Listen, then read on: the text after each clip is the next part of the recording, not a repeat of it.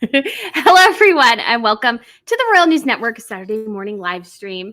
This is Brittany and my co-host, Miss Pippa, this morning. She is very Twitter-pated because we have a guest in this. Well, that won't be coming online, but she is here. My mom's here. And so Pippa is just super excited and just enjoys these these morning streams so much. So yes, hello, Squatch Girl, Sharon, Isabel, Rebecca, Linda, Kate, PJ, Cindy, good morning. Yes, I'm glad I'm feeling better too. So I was dog sitting for my parents. They have golden retrievers. And I'm just very allergic to dogs. But my dog is hypoallergenic because she has hair, not fur. And interestingly enough, too, our childhood dog was also hyperallergenic. So we didn't know I was allergic until we got a cat when I was much older. So B-Level Baby, good morning. Ritz, good morning. Carla Rensky, good morning from Vietnam. Oh, wow. I'm sure you were up very late. Morning. A Urban Chuck.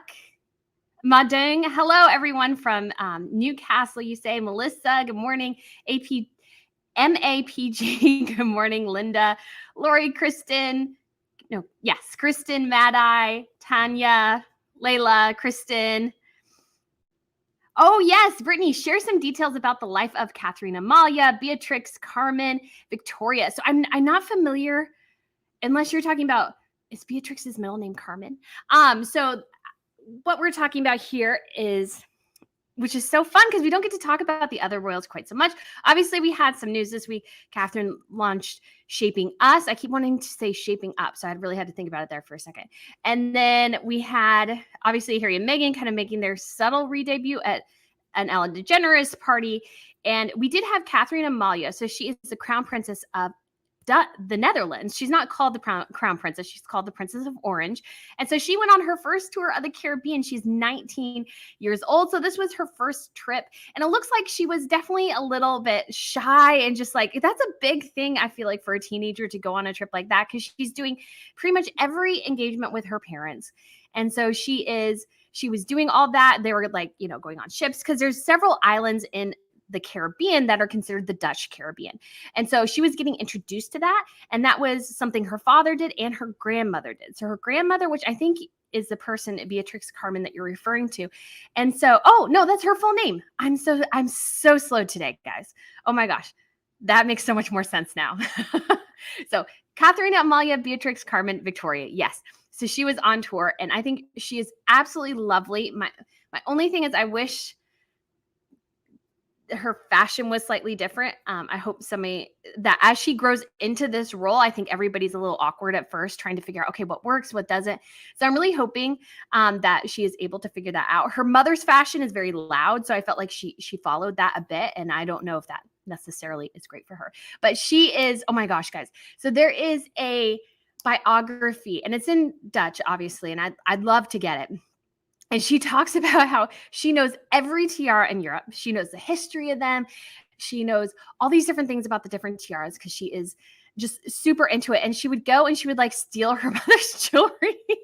And there's this one bit, and I think it was some sort of ring she had grabbed from her mother's table as she was getting ready or something. Her mother goes, "Amalia, where's my ring?" Because as you can imagine, those are some serious jewels there. And so Catherine Amalia I just would love to have her on for Tiara Tuesday at some point. I just really need to continue building the brand and everything, but I would just absolutely love to have her on there to share about tiaras and her love of them and the history, because I think it's so interesting that a person who actually wears a tiara is very interested in the history of tiaras, because I don't feel like you always get that. So I'm really excited to see more from her. She was at university. I think I was watching somewhere, I think it was on Royal Dish maybe said something that she may have taken a break from university. She started in the fall, but then there were some threats against her life, actually. And so they had to pull her out, and she was attending school, but she was staying at home and then she would go to school. But I think somebody said maybe she is taking a break this semester. And I imagine with all the chaos surrounding everything that maybe she just decided to take a break for her own mental health. She's also an accomplished writer. She's an equestrian and she's the Princess of Orange. So that means at some point she will be Queen of the Netherlands. And it's interesting because her grandmother great-grandmother and great-great-grandmother, because it was Wilhelmina, Juliana, Beatrix, and then they had the first king in quite a while with her father, Wilhelm Alexander. And then it's back to all ladies, because King Wilhelm Alexander had 3 girls. And so all of them are in, so one of their daughters is actually in the UK. She's attending a school there. And then their other one is still in the Netherlands. And obviously Catherine Amalia is at university age, but their second oldest daughter, she will actually be 18 this year. So she should be at some point soon also starting to wear a tiara, which is very exciting. We've had a couple of tiara debuts in recent years. So this includes Ingrid Alexandra, Catherine Amalia, Princess Elizabeth. They all 3 attended or wore tiaras for the first time at a state event, or actually at Ingrid Alexandra's birthday party, which was sort of a state event. They made it a really big deal. And so it was just great to see them all in wearing the tiaras for the first time. There's this really cute picture of them too, with little Princess Estelle of Sweden, who will one day be Queen of Sweden. Her mother is a crown princess. And then we also have little Prince Charles of Luxembourg. So he's just a little toddler and he's sitting with all these girls. And Estelle is 10, I think. And you'll notice too in Catherine Amalia, sorry, I should have put this up here. I'm so sorry. I've been, again, slow today. It's been a weird week. Her last name there is Victoria. That is for Crown Princess Victoria. She's kind of called the godmother of Europe because so many people, because she is the godmother to so many of the heirs of Europe. She's godmother to Ingrid Alexandra, Catherine Amalia, I believe Christian of Denmark, and she's Princess Leonor of Belgium. Yes. So she's not the godmother to Princess Elizabeth, who's the future queen, but her younger sister. So lots going on there. So yes, I'm so glad you asked about that. I'm just so excited when other people are interested in the other royals too. I think there's just so many amazing royals out there and just so fun to be able to watch more of them. All right. So Orchid, good morning. Jan, Maria, RD, good morning, Mading. Again, good morning. Terry, Kenjo, good evening from Japan, 12 a.m. Glad to catch you live, but if I fall asleep, I'm so sorry. No worries at all. If you fall asleep, I have no issue with that. It's late, and I'm definitely not a late night person. Oh my gosh, am I talking without no sound forever? Oh my gosh, I would be, okay. Nobody else is saying... Okay, good. I was like, wait, I've been talking all this time with no sound. I would feel so bad, guys. I'd feel really, really bad. Not gonna lie. Although I'm supposed to have, yeah. Okay, cool. And Spring Verb, thank you so much for the super sticker. You are so kind. Jennifer, did the live begin? It should have. It should have. As far as I know, I'm on. If nobody else, I think I'm on. Everybody says. So hopefully, yes, let me know. Sometimes though, I just stop because I'm reading a question and stuff, and then I get confused. So this is a question from Stud Muffin. Do you think rumors of Edward getting skinny because he is sick is real? This is actually an interesting question because somebody asked me this because we obviously Edward hasn't been instated as the Duke of Edinburgh yet. And so that has been sort of a big question that's been hanging around for quite a bit.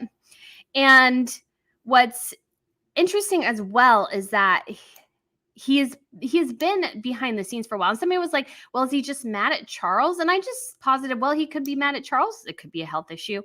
And if it is a health issue, oh my goodness, that would be so sad. And obviously, wishing him the best if that's the case. We did see him recently. But obviously if he is ill, we won't know that until it's something that they feel like it's needed to be said publicly. Hopefully not. Okay, so I was talking and I kept going, am I on? Can people hear me? And my sister goes, yeah, I can hear you. So I was like, oh, thank you. All right, Queen Maxima is from Argentina. So yes, that's Catherine Amalia's mother. She is Argentinian. And so she was really loving, I feel like, the Caribbean tour because that is her jam. She is Maxima is just so just vivacious. And she's one of those people who's really great at being a royal because she is very much captures people's attention. And I feel like she could be perhaps a bit of an attention hog sometimes, but I think she does a really good job of supporting her husband. And sometimes too, you need somebody who's a little bit more of a go-getter, very vivacious, very charismatic, because maybe the person next to you is not so much. And that's just a great thing to have. So I think Maxima to me is just so much fun. Her fashion is hit and miss. I didn't get a chance to do a fashion video because I've been trying to do a couple other things about her. I would say Lion King inspired look.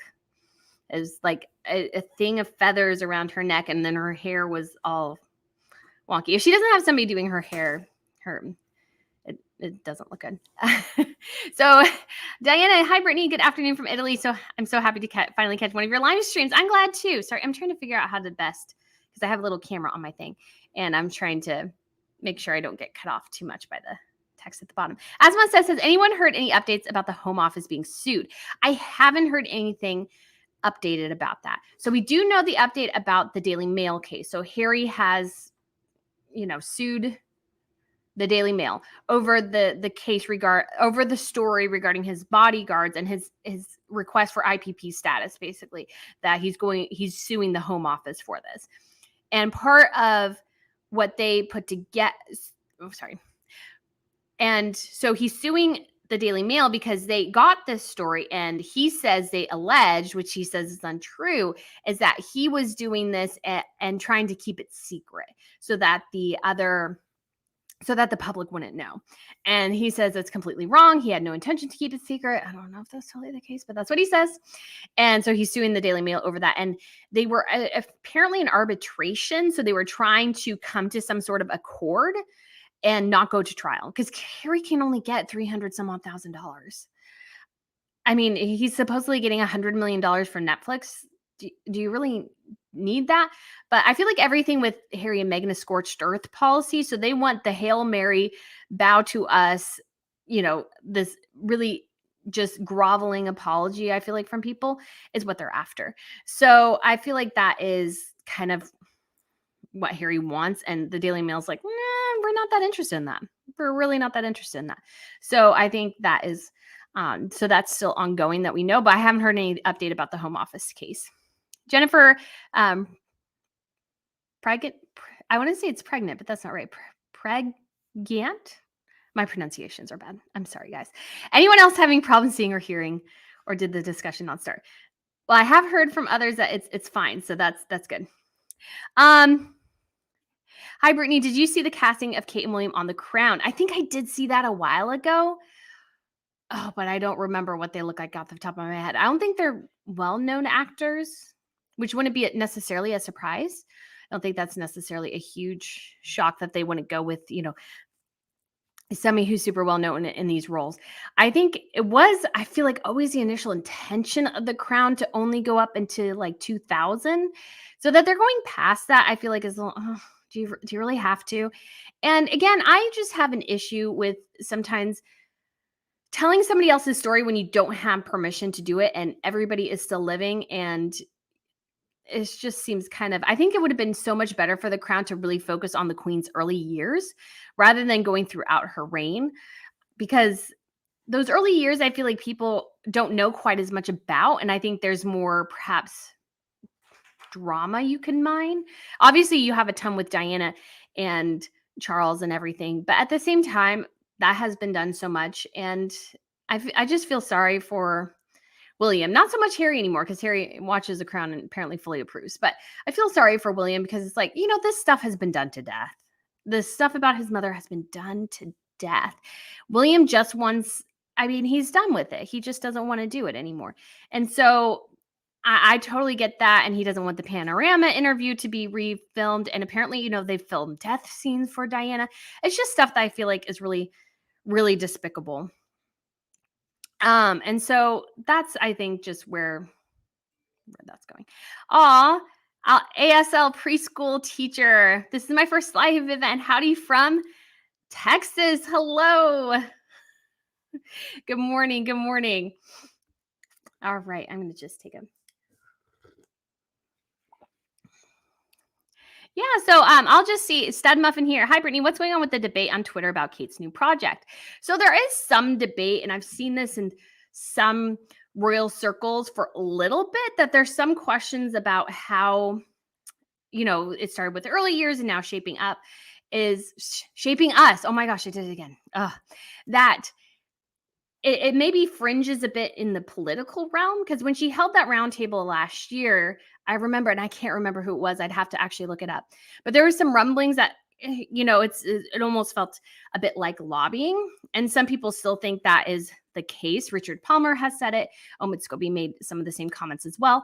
And it has to do with the fact that some of the emphasis for the project is on nurseries and stuff, because Catherine's visited a lot of those. And so the question is, Catherine wants, I'm sure, additional funding for these places. And some people are wondering, is that crossing the line with royals and politics?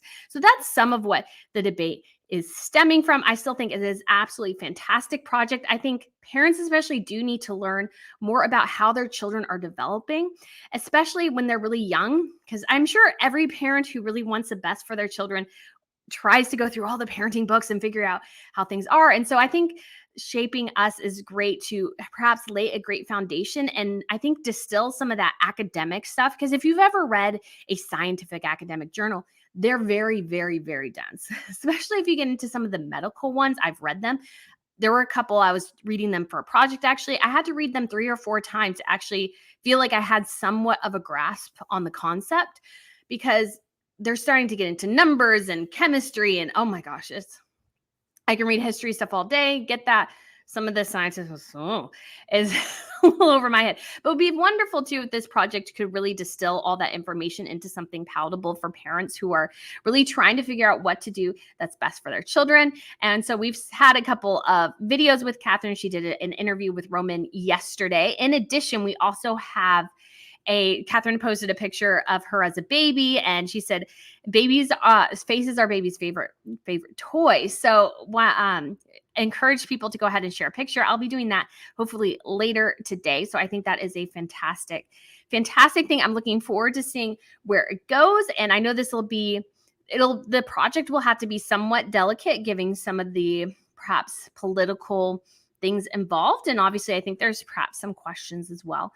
And in terms of what metrics we're looking at, but I think this is an absolutely wonderful and fantastic project. And I'm looking forward to seeing how this shapes the next 10 years in the UK, because I have a huge and enormous impact, not only in the UK, but in the Commonwealth and America. And so the more they know and the more Catherine could be on this topic, I think the more wonderful it'll be. Will take some time. And I think everybody is looking forward to seeing how that all comes together. Okay. Oh, Millie. Hi, Brittany. Good morning from Colorado. I made it to your live show. Love your show. Thank you. Thank you very much. Have you heard of Valentine Lowe's second book? I saw him he had something, and I wasn't sure if it was a joke. It's something about digging, I think. So I think so. So I don't know. Yeah. I haven't heard if he's doing another book. I mean, I know he has a Courtier's book, which I have, and I haven't been able to read it yet, but I would really like to. And I'd actually like to interview him. I think it'd be wonderful. And I do, yes, have an interview with Angela Levin coming up. So I'm going to finish editing that this week. And if you are part of my Royal Wire email list, you will get the first look at that video. And I'm super excited to be able to do that with her. It was a great conversation, talking about a lot of different things. Obviously, the most of the focus was on her book with Camilla.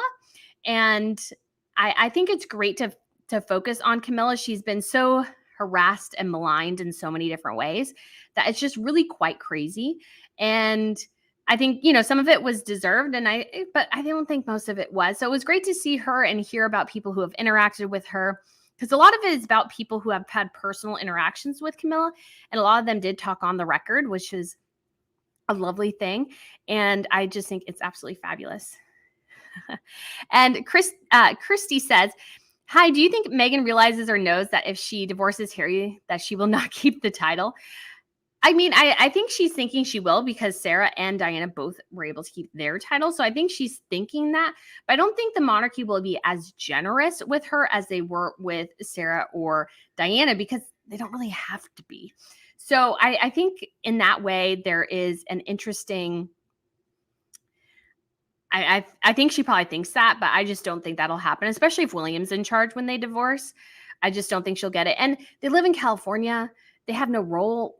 they don't need the titles. Every time they use the titles, I'm like, really? Do you really have to have everybody refer to you as the Duchess of Sussex with the T capitalized? That just makes me think that, remind me again that you're nothing without that title. So why not drop it and try to do things on your own merit? That's just what I think. Eileen says, I love how peeps from all over the world. Yes, me too. Me too. So Squash Girl says, Thai Princess, I'm not going to pronounce it because I'll pronounce it wrong. In a coma for 3.5 weeks. Do you know any more about this? So as far as I'm aware, she's still in the coma. So I believe she was running and she collapsed. There's a lot of suggestions, or at least some people were positing in the beginning that she actually may have passed away. And they just said she was in a coma to, alleviate some of what she was going through. So I think that that'll be an interesting question to see how she is doing. But yeah, I haven't heard too much about it at this point. And I think, it is very, very sad. I hope she does get better. There's a lot of chaos in the Thai realm in a lot of ways. And because the king, gosh, he was married, and then he had a mistress, and then he moved to Europe for a while with his mistress and made his wife, I don't know. It was just weird. It was just weird. But the Thai are one of the wealthiest actually royal families. They own, I think, a ton of Thailand. I think their money is in the land that they own. I could be totally wrong though, so don't quote me on that. But they are actually one of the wealthiest families, which is a bit of a surprise. Obviously, most of the Middle Eastern families are enormously wealthy due to usually oil. That is their big commodity and everything. So I think a lot of it is that way. So yeah, and let's see. Aw, Sharon, thank you so much for the super sticker. You are so kind. Okay. And Tanya, do you think Meghan intentionally leaked the photos of Ellen's vow renewal to divert media attention for not being invited to Oprah's birthday bash? So I will be fully and completely transparent that I this week, just with being, weirdly sick and out of my home and everything, I did not do as much research as I should have done for the video yesterday that I released very late last night. So it was not Oprah's birthday bash. It just happened to be her birthday at this particular event. So they gave her a birthday cake. Some of her, obviously, friends were there. And so I do totally own that. And I actually put a siren thing late at night because I was like, oh, crud. But I just wanted to have that video up there. And so I may go ahead and make it private. So if you want to see that video before it goes private, go ahead and do so, because I do feel bad that it's not fully accurate. I do think that was something that was a mistake on my end. But I do think it's interesting that Meghan still, even though it wasn't a birthday party, Meghan's still not invited to a lot of things. They were not even considered to invite to a BAFTA event, which makes sense because William is the patron of the BAFTA. Or the president. I can't remember quite what his title is. So he is. So they're just not invited to a ton. And in a lot of ways, it was Anastasia. She does brows. That's her brand. Her brow stuff is good. I use it because I have really thin eyebrows. And so it's one of those things where it's I just am surprised she's not at more things. And so it's a question of, does she think she's too good for some of this stuff? Or is she just simply not being invited to anything? And again, you have to think, celebrities, especially the high A-list, they're much like aristocrats. They are a closed circle. They are very protective of each other in a lot of ways. Because even though you're not maybe friends with that person, you maybe see them falling down drunk at an event, and you're not going to tell anybody because it might be you next time, and you want their discretion too. So I feel like there's a lot of discretion, and the aristocrats are much the same way. They're a very insular group with each other.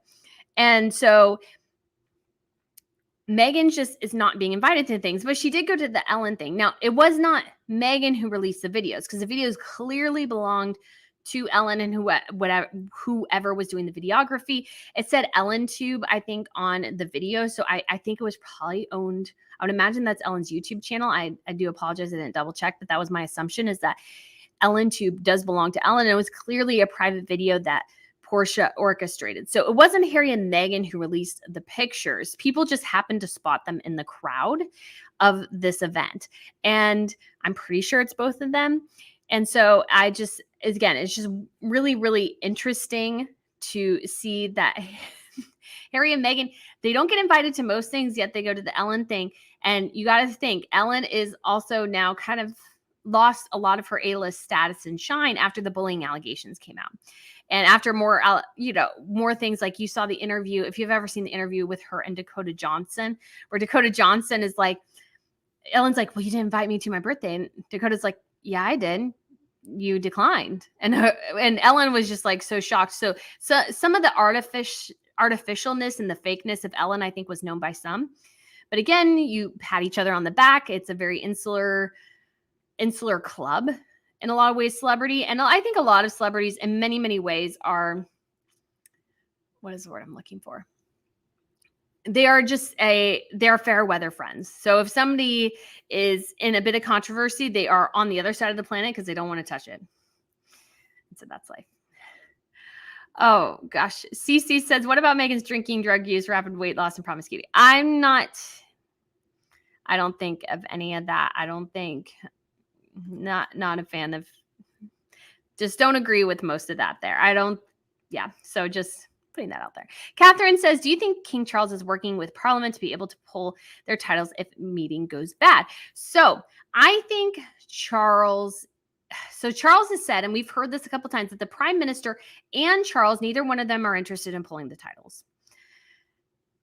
I think part of it is they just don't want the chaos of trying to do this while Charles is initially king and while people are going through a cost of living crisis. What you don't want to hear about is a bunch of rich and entitled people complaining about something that most people think is superfluous. That's what most people don't want in that situation. So I would hope that if it comes up, Charles won't poo-poo it. That's what I'm really hoping, is that Charles won't poo-poo it at all. And that he'll just say, okay, yeah, this is what it goes. Because I've been on the record several times as saying this needs to happen because things are so nebulous in a way they weren't before, that you can be famous in multiple different ways. That just wasn't the case in the 1500s. If you were royal, you wanted desperately to maintain that status. Because even though it is still important today, it gives you somewhat of a leg up. That being royal in that time period gave you a huge amount of power that you wouldn't normally have. Whereas today, people on TikTok, random people on TikTok can be infamous. So I think what they need to have, though, is something that hangs over the heads of future royals going, okay, if you want to leave and if you don't want to do this anymore, that's fine. But the title stays at the door. The title stays at the door because we had to protect the institution. It's not about you. We had to protect the broader institution of the monarchy. So that is what happened. So I hope that I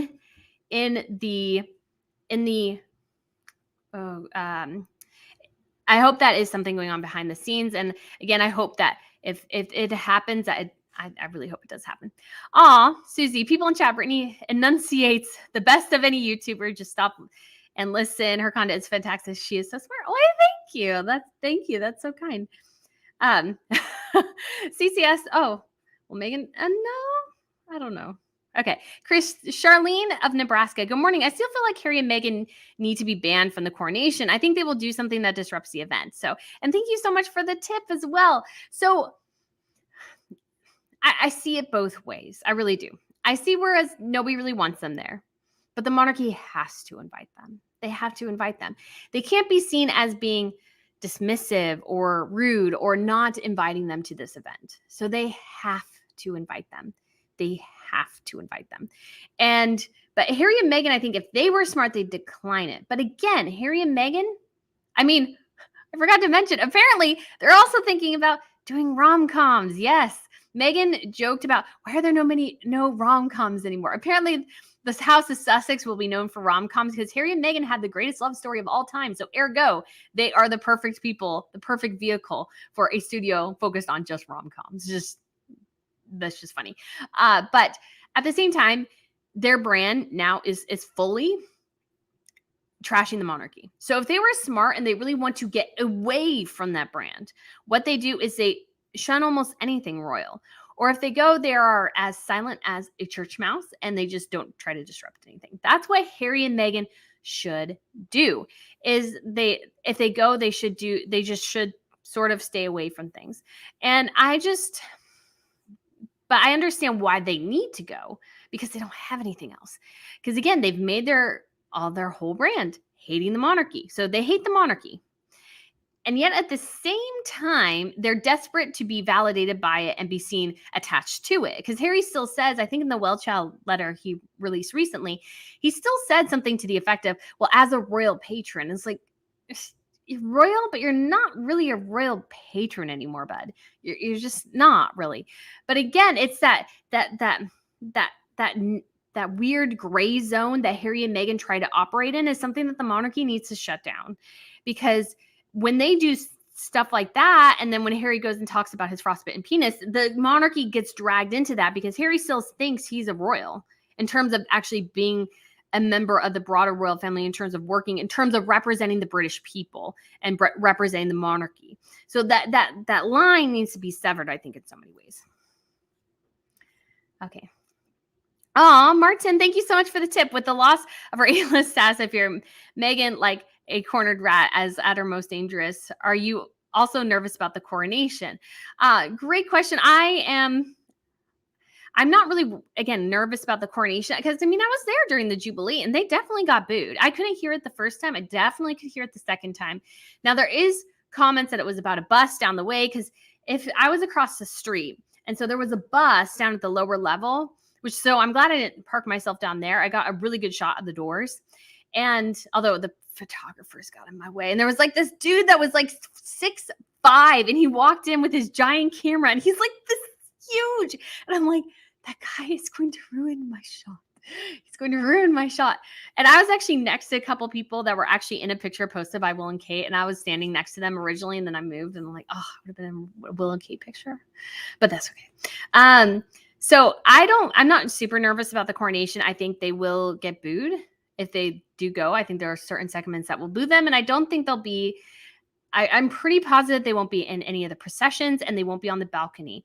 I think Angela, when I was chatting with her, she mentioned that it would just be working royals. I don't know if that's confirmed yet or not. I haven't seen anything to that effect. It would just say that members of the royal family will appear on the balcony. Obviously, we know it'll be Charles, Camilla, and the Waleses. Beyond that, I think would just be working members, just like the Queen's Platinum Jubilee. And then because next month is the Trooping the Color, then next month you can have the whole family up there. I think, to me, that makes a ton of sense. So that's where I would go on that issue. And so that's where I'm kind of leaning towards. I'm not worried about it. I mean, I'm worried about trying to find my spot in the crowd if I need to, and trying to figure things out. That's where my worries. But in terms of Harry and Meghan, I'm just not really worried about them. Because again, the monarchy is not stupid. And I know some people said it was the Queen who had the seating arrangement at the church. And while I think definitely she had a say, I think it was Charles and William who said that Harry will sit next to Sarah Chateau. He will sit basically, in terms of precedence, behind his cousin, the Yorks. He'll sit behind the Yorks. And so that was, I think, Charles and William's call. I think that was there. They didn't want Harry and Meghan in the same shot as them. And when it came to the funeral as well, you had the candle incident. And then you also had that when Catherine and Camilla were going to the lying in state, and Sophie and Meghan were behind them. If you watch the coverage from the BBC, they follow Catherine and Camilla's car. And then as soon as Meghan and Sophie's car enters frame, it backs up into a wide shot. And I think in other times they would have watched both the cars. But because I think they know the sentiment around Meghan, they just immediately bumped to a wide shot. So they showed, I think, the monarchy again showed enormous class by having Harry and Meghan there, by not really publicly distancing them or boxing them into a place. But again, it's just one of those things. Okay, so B-Level Baby said, love your comments earlier, Brittany, about Ellen and Meghan. Birds of a feather flock together. Yeah, I agree. It's just one of those things. All right, Katie, thank you so much for the super sticker. You are so kind. Oh, I keep doing this. I'm sorry, guys. Okay.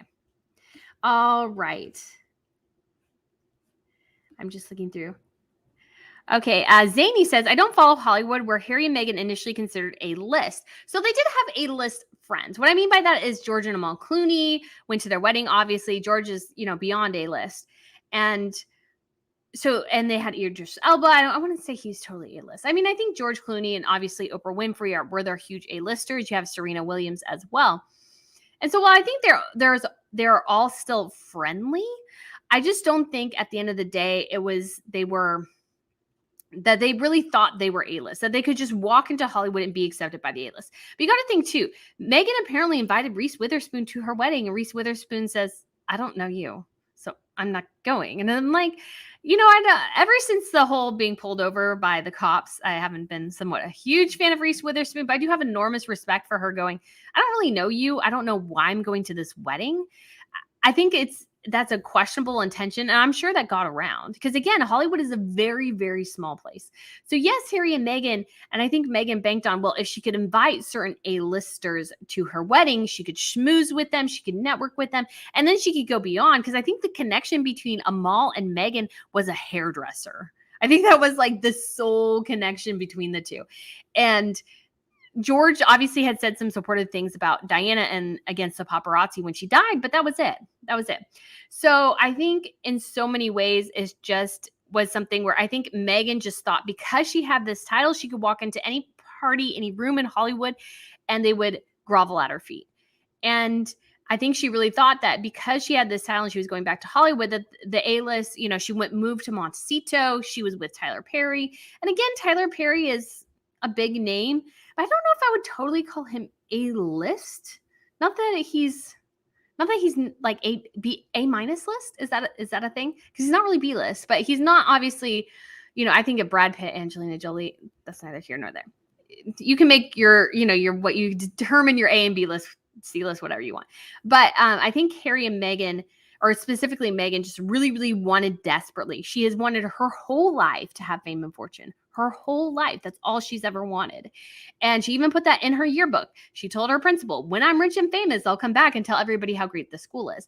And so she didn't have the talent to get it done. Because again, her father was a lighting director. And who in Hollywood, she hung out in sets as a child. Who in Hollywood is huge. Now, obviously, her father wasn't A-list. She's not Dakota Johnson, whose mom is Melanie Griffith and whose grandmother is Tippi Hedren. So you have 3 generations now of Hollywood. So you have, and her father his last name was Johnson, and he was on Miami Vice. That's all I know about. I can't remember his name. So she didn't have somebody who was super high up there. But Hollywood is a lot about who you know, especially anymore. And so that she couldn't get beyond where she was, I think is indicative of how much she didn't really have the talent for it and how much her talent was lacking. And it sounds like as well, if you read Tom Bower's book, that Meghan really could only play herself. She couldn't play anybody else. And she got weirdly attached to her character Rachel on Suits to the point where she thought she was Rachel or wanted to emulate Rachel. It was kind of weird how not weird in how he described it, but just weird how she really glommed on and really to a certain extent thought she was Rachel in some ways. So Meghan, again, all this to say that Meghan was desperate for fame and fortune. She was desperate for Hollywood to pay attention to her. And she thought if she had this royal title, they would. And as it turns out, no, they didn't. All right. So Jane Bucks fan asks, Meghan doesn't seem to be a likable person long-term. They are afraid of her loose lips as well. Absolutely. 100%. If you're willing to rat on your family, you're willing to rat on anybody. That's just so 101. I don't even know if I would totally trust a private conversation with Harry and Meghan if I had one. Not that I would. I thought it was interesting too. There's this guy in the U.S. representatives right now, and he's from New York, and apparently he lied on everything. His whole backstory, like everything about him, and this has come out. And he was apparently talking to this guy about it. This guy who's known for secretly recording people, joking that, hey, you better not be secretly recording me. And what is this guy doing? Secretly recording him. So it's one of those things. It's the same thing. It's like if Harry and Meghan are willing to rat on their family, diss on their family, trash their family, if you're their friend, what would they do to you? They were willing to do it to anybody, essentially. All right. Okay. Okay, let's look through. See. Okay, so Neil Simon stated Oprah spokesperson stated they're not friends in a nutshell. Well, I think Oprah probably tried to distance herself a bit because, again, this is just a whole complicated. I mean, Oprah wanted the money, and that's what Harry and Meghan gave her was money and ratings. That's what she wanted, and that's perfectly fine. So it is what it is. And I see somebody.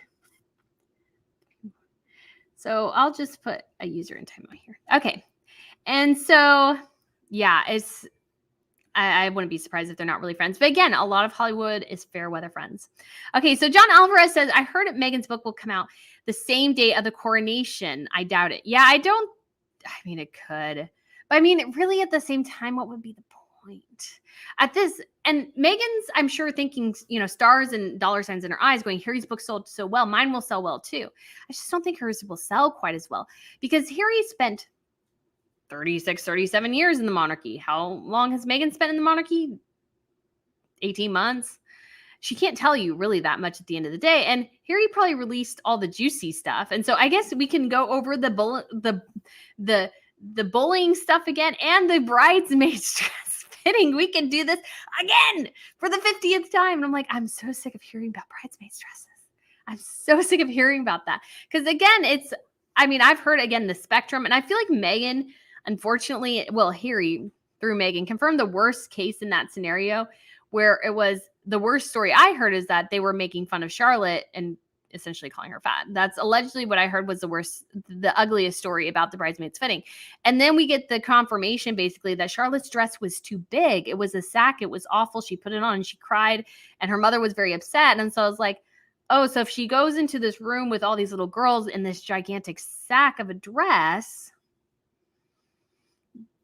things could go that way, which is crazy. So yeah, it's been really interesting. All right. Lee Anderson says, do you believe for 1 minute the RF did not have a complete background check on Meghan's mother, Doria, and Meghan's extended family? The RF has known everything for a long, long time. Yeah, I'm sure they did a whole bunch of research on there because I know some people think Doria was in prison. From what I gathered from Tom Bauer, she just wanted to start her own business and didn't seem to really be all that interested in being a mom, to be honest. That seemed to be the case. And so I'm sure the monarchy does know, because again, most arrest records are like public records. So I feel like people who say that, I don't really believe that, but I think they know a lot about Meghan's extended family, and they did their research. I'm sure they did. And I think again, some royals were probably raising alarm bells. But what do you do when somebody is so enamored with somebody?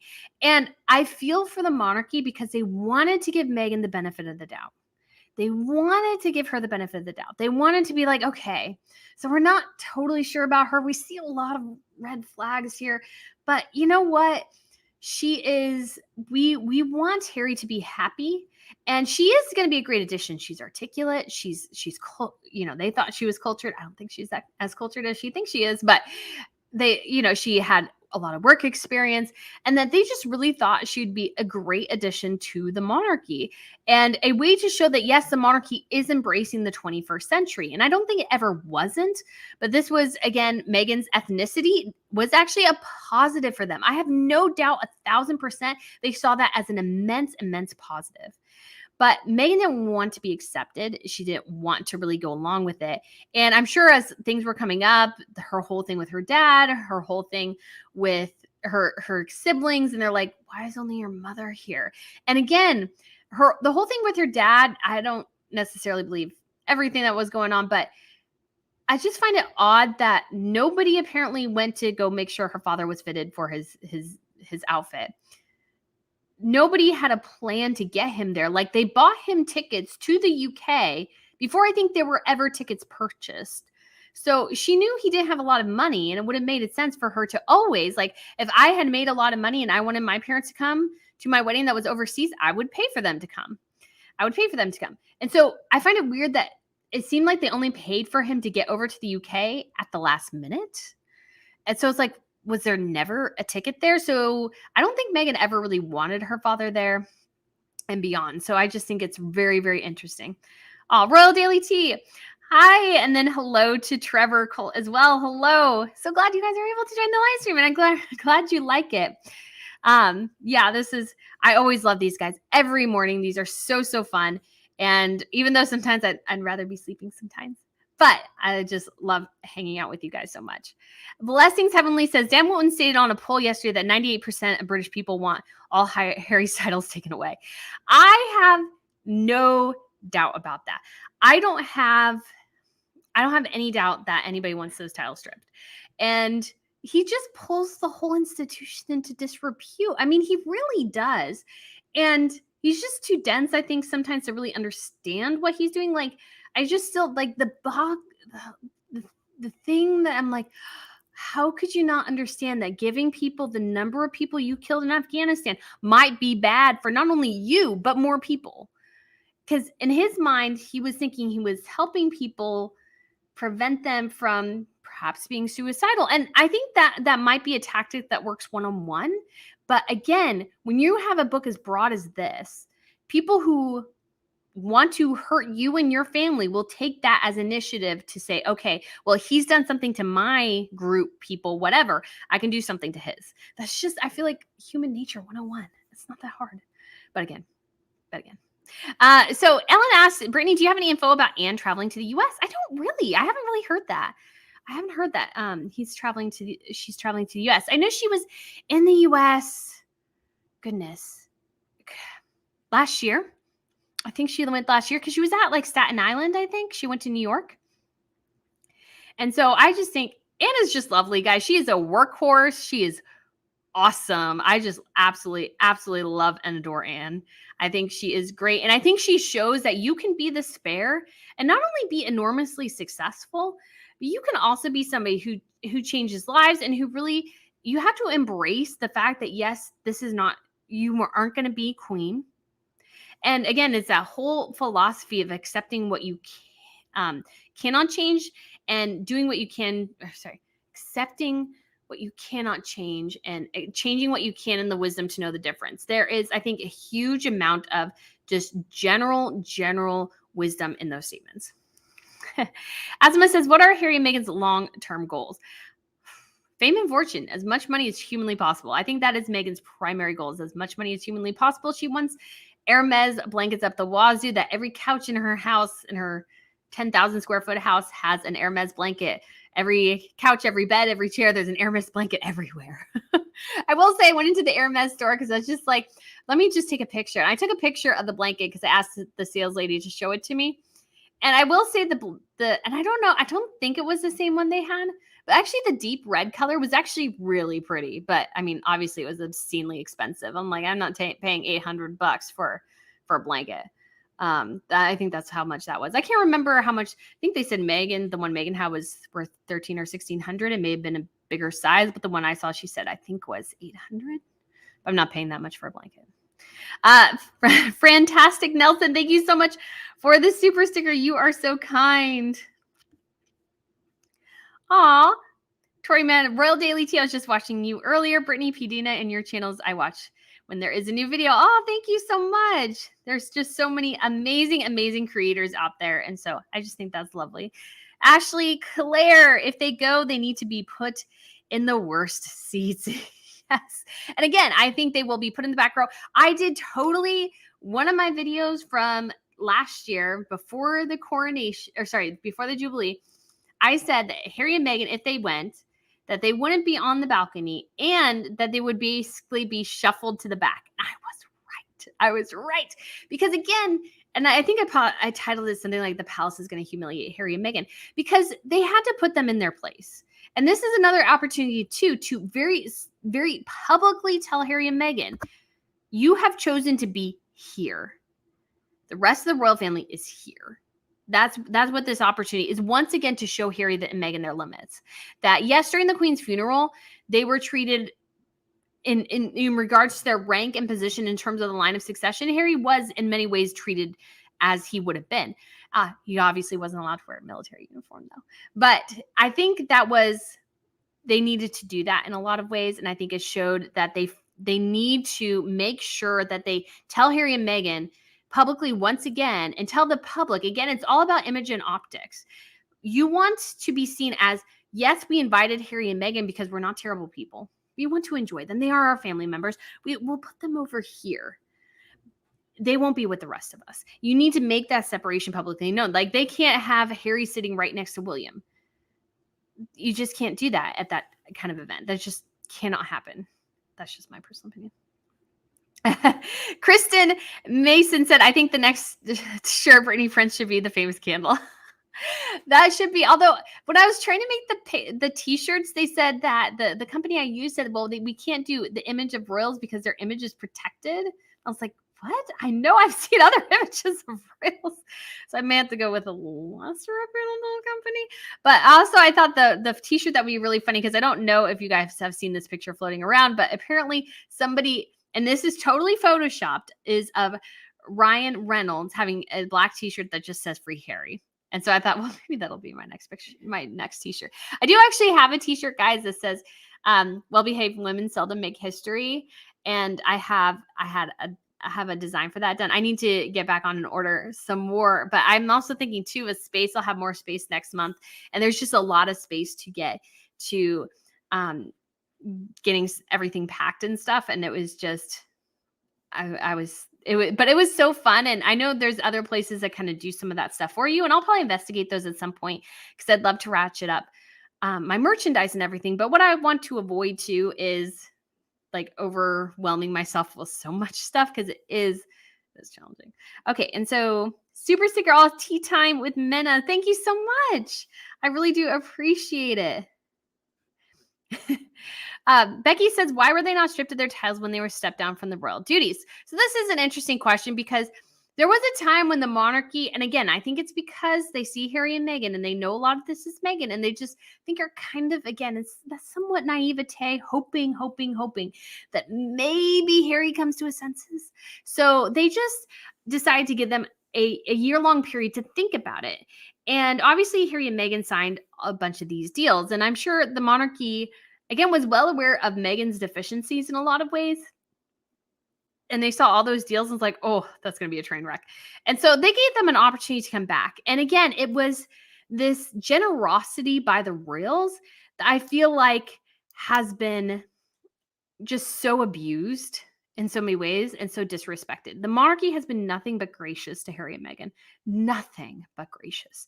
Absolutely nothing but gracious at all. And so I feel like Harry and Meghan have just spit in their faces. They've been just totally disrespectful. And it's just terrible. And I think it's just really sad, I think, in a lot of ways. Because again, Harry and Meghan could have left on fantastic terms, still do what they are doing, not the trashing the monarchy, but doing shows and television programs and stuff like that and documentaries. They could be doing that totally fine by themselves.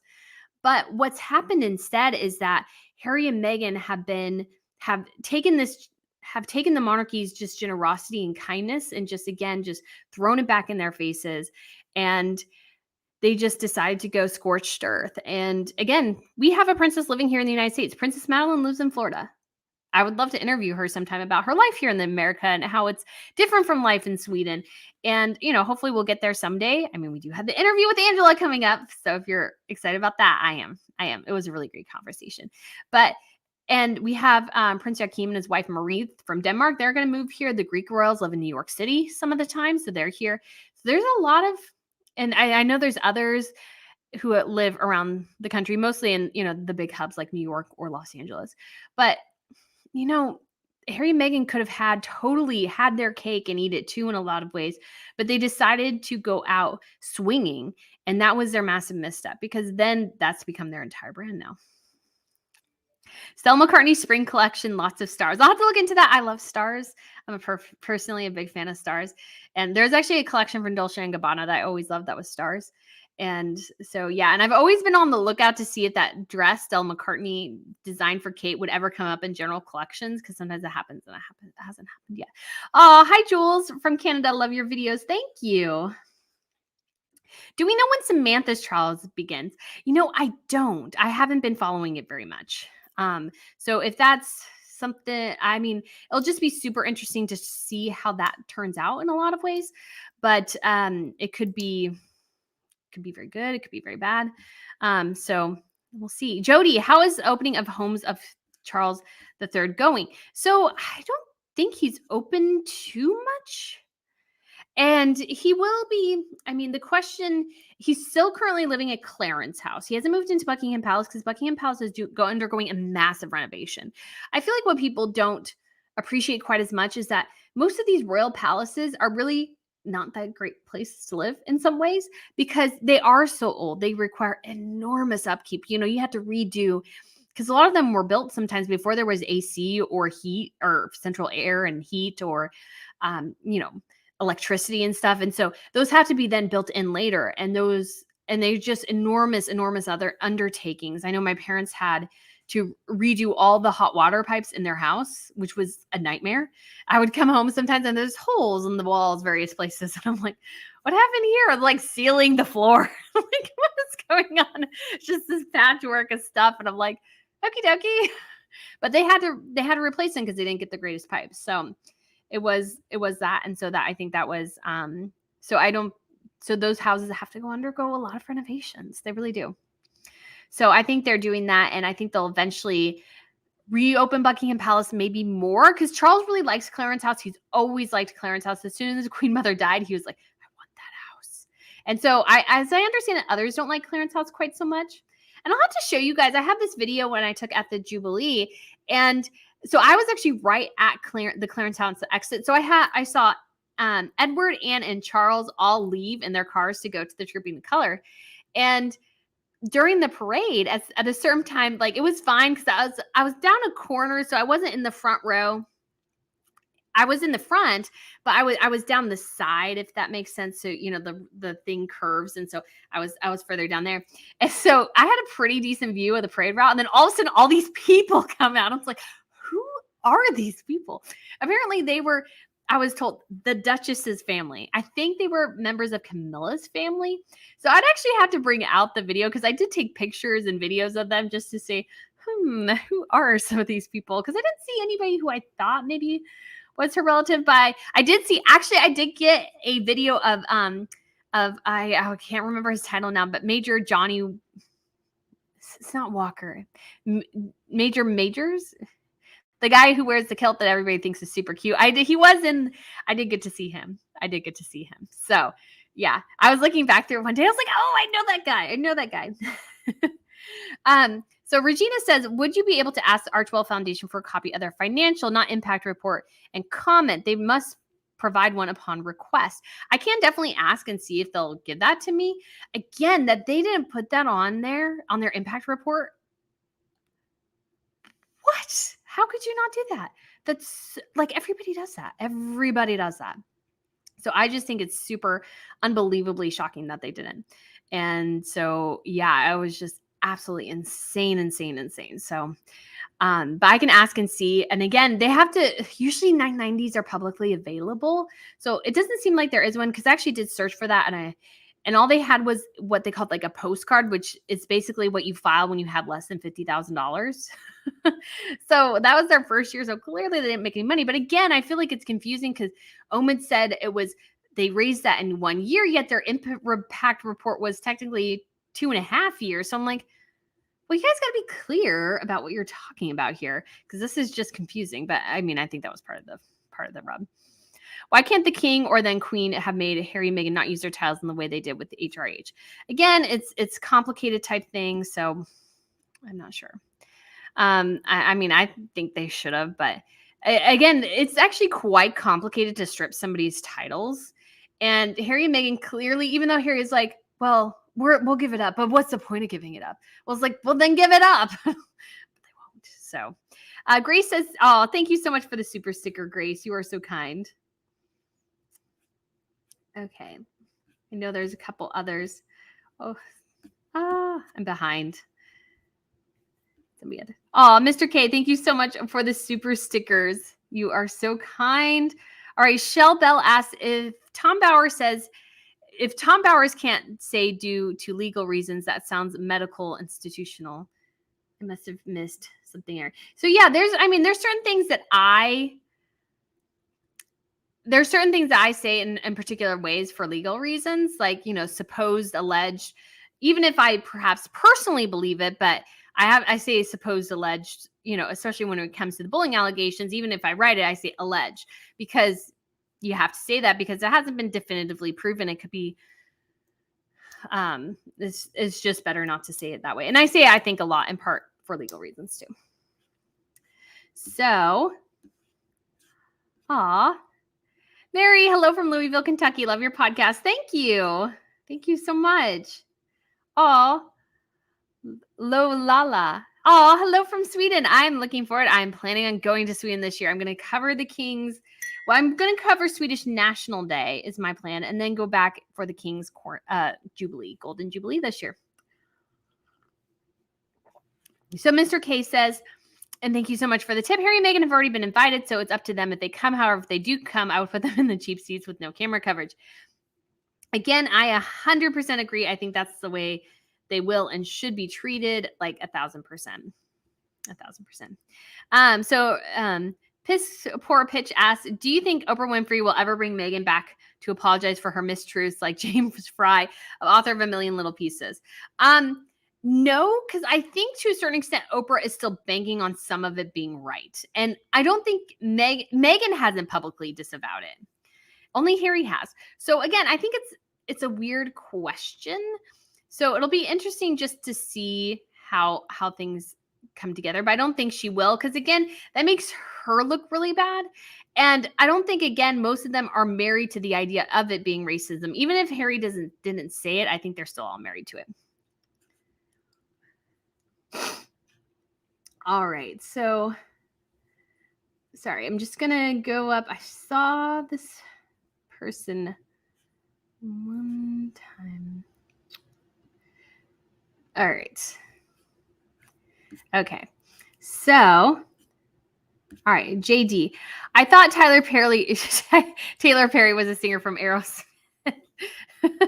Well, that might be a singer from part of the Aerosmith band that I do not know. But Tyler Perry, yeah, he's a producer. I mean, he's more known for being a producer. So I would say he's somewhat A-list, but I don't feel like he is as recognizable as somebody like, you would say Brad Pitt, Robert Downey Jr., Tom Cruise. He's just not on that same level. He did the Medea films, which have been kind of chastised. So it's just interesting. Sharon asked, could you do some t-shirts? I'm like, yeah, I think so. I would, or sweatshirts. Yes, I'm planning on doing some. I need to get them together. And yeah. So Sarah asks, what's with Harry and Eugenie's relationship? I mean, I think they're cousins. I think they're close. And I think, again, if the monarchy is smart, they really do want to have somebody there who can help Harry, who's his line back if he needs it. So I don't think they're necessarily like, well, you can't spend any time with him. And again, you got to wonder how Eugenie felt about being portrayed in his reality TV show. Again, I don't know if they asked her permission or not. But again, they're close, and you don't want to totally separate Harry either. Just from a family supportive aspect, you just don't want to totally do that.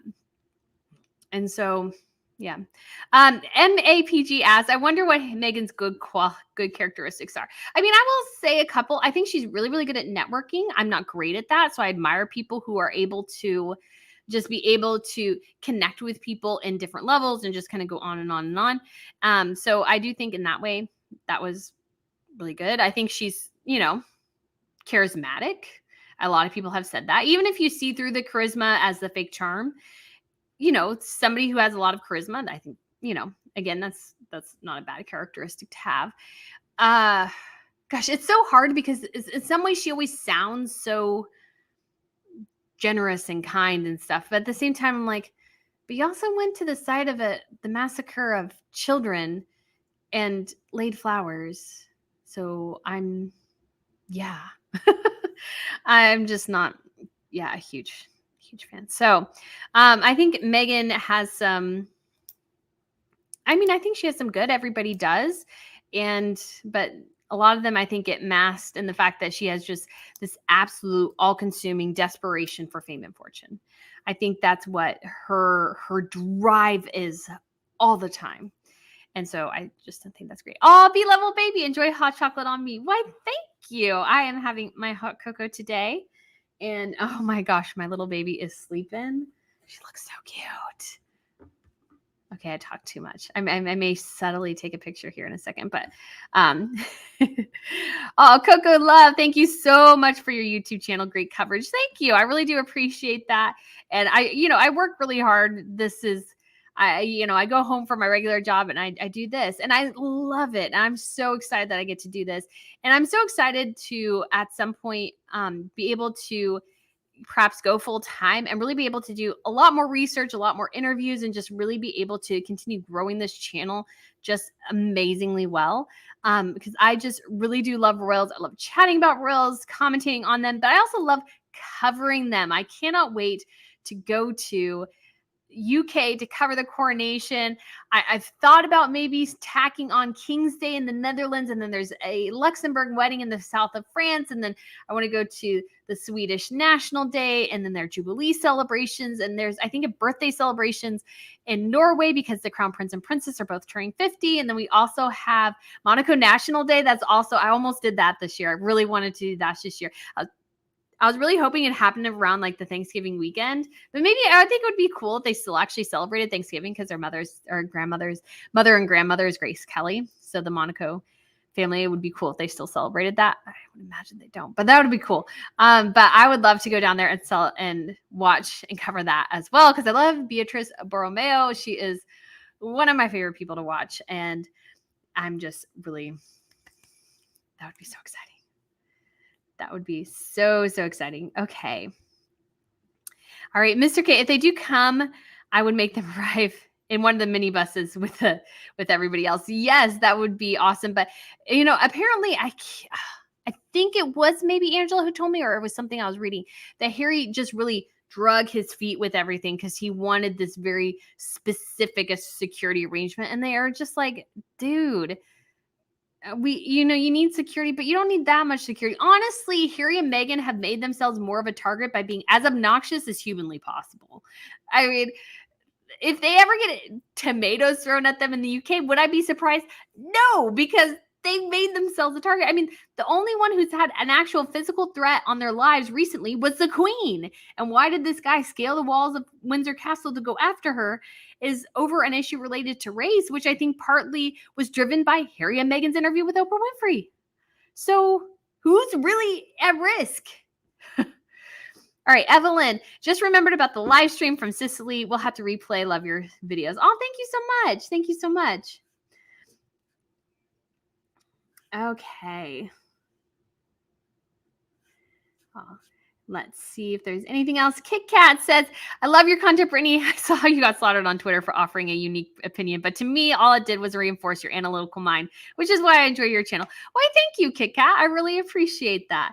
It's been a really strange week, I will say, but I really do appreciate that. I've had so many lovely people say things, and that's been super, super encouraging, I think, because I love hearing your guys' comments, and I love that people can enjoy my comments as well. And sometimes maybe you don't agree, but hey, feel free to disagree. That has always been my opinion on things. So guys, thank you so much, Kit Kat. All right. Azima says, will Harry and Meghan record the coronation or put it in their book? Probably. I mean, it's such a unique thing. It's such a unique thing. I mean, I almost cried at the Queen's Jubilee because it was just so cool to be in the crowd. I feel like I'll cry at the coronation because it's like, well, I get to see the scepter and like actually like with somebody, and it'll just be so exciting. Hi, Sue says, hi, Brittany. I love your humor and chats. Do you think Harry and Meghan will ever just wake up and get the mental health both of them so very, very very, very badly? Love Sue from Canada. Thank you so much. Yes. Oh gosh, I really hope so. I hope to goodness that their children that everything in their home is fine. I hope that they're getting along great. I hope their kids are getting along great. I wish them nothing but the happiness in a lot of ways. I just wish they would stop bashing the monarchy because I'm a pro-monarchist. I want the monarchy to survive. I love royals. I love tiaras. I love fashion. And the culture and history. And I feel like these institutions play such a unique role and play such a cool, unique place in the continuity of history. I just love that. I love that. And so to me, I was like, I just really hope that everything, really, at the end of the day, that they are fine, their kids are fine. I really do, because how could you really wish anything else? But I would imagine their life is stressful. I don't think things have gone their way in a lot of ways.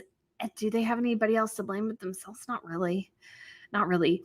But it's just, one of those things where, again, I just would hope that they are, that that their kids are safe and everybody's safe. I mean, really just want to see that. Eugenie is pregnant with her second child now. Yes, which is so exciting. And it's interesting. There was an interesting article too about, what was it? Oh, Andrew and his road back, which I thought was really interesting because, again, he hasn't been convicted of anything. And I think he way overpaid in his court case. And the woman just, basically dropped all of her all of her allegations against Alan Hertzowitz or Horowitz or something. And, basically said, oh yeah, no, that didn't happen. And Andrew's over here like, I paid this woman $12 million to make her go away. And all of a sudden she's like, oh, I forgot everything. It wasn't, and none of it was true with this other guy. And he's like, well, what about me? And I get that. He hasn't been convicted. It's a he said, she said. And I understand he had to settle. I'm sure his family was like, you have to settle this now. You have to settle this now. And I'm sure he was like, yeah, he had to. And so I understand why he had to. But I really do. I really do think that, if at least he hasn't been like Harry. And even though he's been publicly humiliated in so many ways, he hasn't trashed the institution. I still think he's arrogant. Still don't think he's the best guy in the world. But I mean, I do feel sorry for the guy because he's 60. And what else is he going to do? He was a royal his whole life and he's been protected by his mom. So I do feel kind of bad for him. And I do. But maybe that's just because, I always try to look on the bright side of things. All right. Ultra Marine 2. Will you give us a deep dive on Spare? I really need to, guys. I'm so sorry. It's been so challenging to I was able to read the Angela book, but I there were parts where I did kind of skim it more just to kind of get through it because it does take a long time to read and I would love to have more time. But then I was like, oh, videos take a while. And so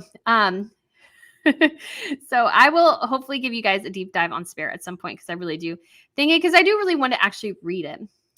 So Nat says, video idea, Kate's wedding guest style. Yes, I do really love Kate's style in so many ways. I do think her recent style, I just did think it was interesting. This fashion writer from the Washington Post, or not Washington Post, like page 6, New York Post, said that Catherine's style at one engagement was all repeats. There was just nothing that interesting. And so she's like, there was just nothing for me to write about. So I would love it to see Catherine, especially because she does have, and this is not totally related to her wedding style, but she does have this kind of studded Alexander McQueen belt, which was super cool. And she only wore that one time. It's like, I'd love it if she wore stuff like that more. So she's wearing her average, the silhouette she has now, which is the longer knit dresses or shirt and skirt. But if she added a funky belt to it, that would just add an extra little dimension of something we haven't seen before. Because I'd love for her to bring that back. It was an Alexander McQueen belt, and it was black and leather and studded, and it was with just a gray shift dress, she wore it the first year of her marriage, and it was just so different. And we've never seen something like that again. I was like, oh, I'd love to have that. All right, Cindy Lou, yet another fabulous Saturday morning with the best official royal commentator out there. Oh, thank you, Cindy. Looking forward to watching your success explode with growth. Oh, thank you so much. I really do appreciate that. I love royals. It's so fun. It really is so fun. And again, I'm going to start going back to school here before too long. And part of the thing I'm doing is I'm going to be studying a lot about royal history. That is going to be my focus in my PhD work, because I want to also not only be a royal commentator, but say I'm a royal historian. I want to be able to say that and say it with actual authority, saying I have this degree that says PhD in history. It doesn't say PhD in royal history. They don't make degrees like that, but it says that. And so yeah. Aw, tea time with Menma. Thank you. Aw, everyone, please like the video. Thank you. Sharon, you're so sweet. Your enthusiasm for all things royal is contagious. Thank you for all your hard work. Thank you so much. I love royals, guys. It is so fun. And so we'll probably just wrap up here in a little minute. So Ali from Miami says, what are your thoughts about PM trying to make a law to remove titles for what he calls bad royals? I'm for it. Now, do they need to remove titles because somebody had a bad date? No. But do they need a mechanism to hold over people's heads? Because you got to think there's just not a lot you can do against Harry and Meghan in a lot of ways without looking just terrible. So I do think there needs to be a mechanism in place, something to hold over the heads of future royals, going, okay, you have this title. With this title comes certain responsibilities and certain things that you must do. And so because of that, there's certain avenues of stuff you must follow. And if you can't do that, that's fine, but this title goes. Because you need some way, I feel like, to hold various members of families in line. That's what my personal thing is too. So yeah, Beach Rando says Courtiers has some great info and historical info too. Yes, that's kind of what I'm looking forward to, because I think some people don't appreciate the fact that some people that this is a complicated thing that's been really around since, the inception of royalties, like the courtiers and the people who help behind the scenes. Yes, they've evolved from sometimes more servants and stuff and royal advisors in terms of being dukes and stuff to more staff members. But some of the mechanisms inside a royal institution remain the same, because it is jockeying for popularity, for power in different ways. Obviously, nobody's beheading anybody if you get out of line, but but it is similar in a lot of ways too. And so they come to lean on a lot of people, I think. Monique says super late. LOL. Hi, Brittany. And hi to all on the thread. Yes, hello. All right. Mr. K says, apparently what may or may not have happened when did so in the UK, so no law is broken. However, Andrew should just stay under a rock and wait for Harry and Meghan. It won't be long till they join him. Yeah, again, I think definitely Andrew could be shoved to the side, and probably needs to in a way. But at the same time, again, I do feel bad for the guy. I do. And again, it is what it is, but it is probably time to about wrap up here. But here, hold on, we will have a little guest host. Oh, all right. Miss Pippa, do you want to say bye to everybody? Here. Do you see them? They're over here. They're over here. Oh, do you see them? She doesn't see you. She's trying desperately, though. She's doing very well. She's still limping a little bit on her paw. And she's adorable. She is just so adorable. She's so adorable. And so, guys, yes, thank you so much. Yes, a little obligatory doggy, because she's so cute. She's just really so cute. She's just so sweet. And so, guys, yes, thank you so much. And I still look forward to joining you guys next week. And I just did see this come through really quick. Jenny, thank you for your insights. Your channels are wonderful and my go-to. I appreciate your opinions and how you encourage other respectful views. That's how we learn and grow. I totally 1,000% agree with that.